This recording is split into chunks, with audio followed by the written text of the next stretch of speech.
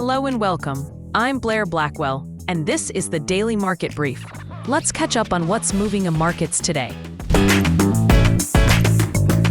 Good morning. It's Monday, November 10th, London Open Prep. Here are the key themes shaping the open. Washington looks close to ending the record shutdown. Asia is bouncing back, and the yen stays under pressure as Japan signals caution on rate hikes. Meanwhile, a thaw in U.S.-China trade frictions and climate diplomacy in Brazil set the broader policy backdrop. We start in the U.S., where the Senate advanced a stopgap deal to reopen the government. With House votes flagged as likely this week, that prospect has lifted risk appetite, with U.S. futures firmer, while the U.S. dollar is mixed to slightly stronger as the dollar index nudges above recent ranges. There's still a growth undercurrent to watch, though. Gold pushing above 4,050 and silver holding above 49 hints at lingering macro caution, even as hopes for a reopening could cap the upside in haven metals.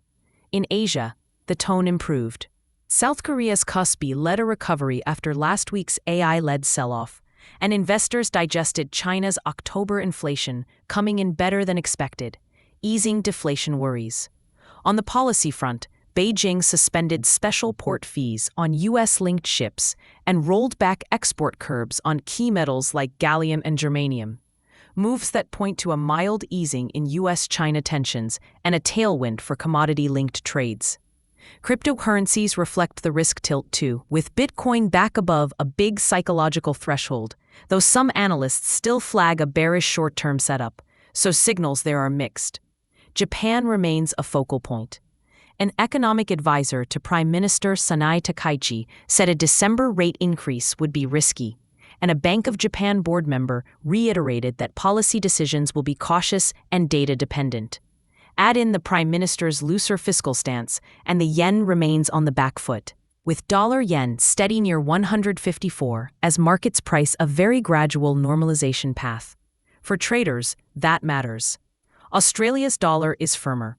Reserve Bank Deputy Governor Andrew Hauser emphasized that the economy is still tight and policy needs to stay restrictive to tame inflation, limiting scope for near-term rate cuts. Combine that with the modest U.S.-China thaw and improving sentiment in Asia, and the Aussie finds support into the London Open. On the policy and geopolitical side, COP30 opens in Brazil amid divided priorities and questions about U.S. climate direction, while in Europe, a debate is brewing on digital rules, with warnings that tight stablecoin limits and looser AI oversight could reshape competitiveness. The immediate market impact is limited, but the regulatory path matters for tech, finance, and the euro's role in digital markets over time. Turning to markets and sectors, the dollar is a touch firmer overall, but moves are uneven. The yen is soft on policy uncertainty, while the Aussie and Canadian dollars have a bid on better risk tone and commodity support. Gold holds above 4,050 and silver above 49, reflecting growth worries and central bank demand, though a definitive shutdown deal could temper haven flows. Bitcoin has bounced, but short-term crypto views remain divided. Looking ahead, the calendar is light, so headline risk dominates. Watch the U.S. Senate as it reconvenes later today and any House guidance on timing. Central bank remarks from Japan and Australia could nudge rates expectations, and trade announcements from Beijing and Washington bear watching for follow-through. What I'll be watching today: dollar-yen for an uptrend extension if Bank of Japan rhetoric stays cautious and fiscal signals stay loose. The Australian dollar against the U.S. dollar, looking for an uptrend if risk appetite holds and China-related headlines remain supportive.